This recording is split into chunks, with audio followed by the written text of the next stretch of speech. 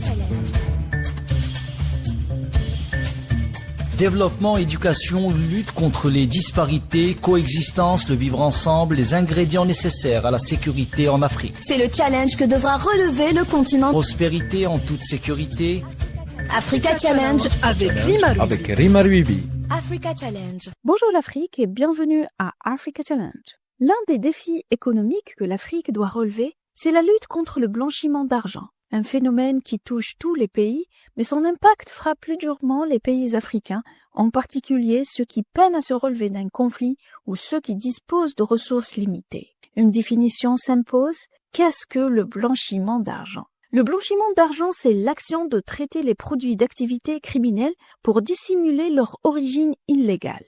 Le blanchiment d'argent résulte principalement du crime organisé, du trafic de drogue et de la contrebande.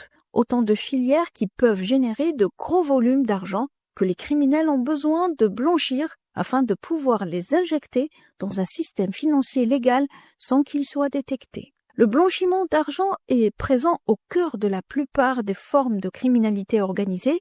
Il consiste à maquiller en propre des actifs financiers obtenus de manière illicite et à permettre à des groupes ou individus malveillants de tirer bénéfice d'activités illégales. Ces activités fragilisent les gouvernements et menacent la sécurité des nations, particulièrement en finançant des conflits de longue durée et rendant la collecte de revenus et la génération de ressources plus difficiles pour les pays.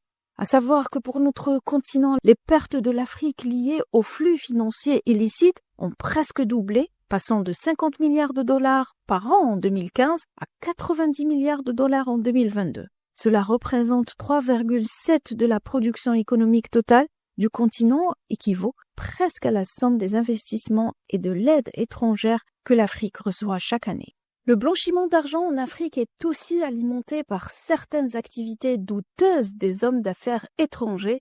Vous l'avez bien compris, je parle de l'affaire Bolloré Gate, une affaire qui a éclaté suite à une plainte déposée par un collectif panafricain contre le groupe Bolloré. Le milliardaire français Vincent Bolloré et son fils Cyril sont accusés de recel et blanchiment d'actifs en Afrique dans le cadre de plusieurs concessions portuaires gérées jusqu'en 2022.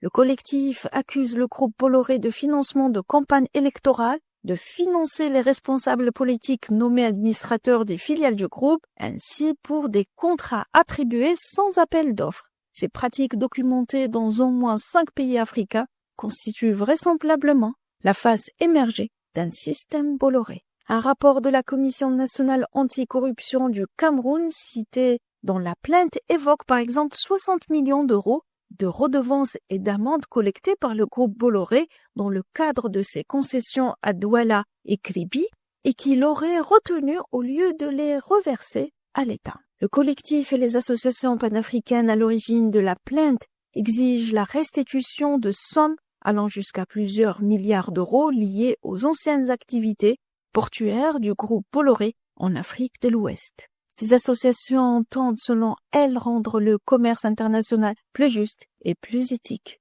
Plus juste et plus éthique, les mots qui sonnent autant de fois que les challenges qui doivent être relevés pour lutter contre le blanchiment d'argent sur notre continent. À bientôt pour une nouvelle chronique et un nouveau challenge.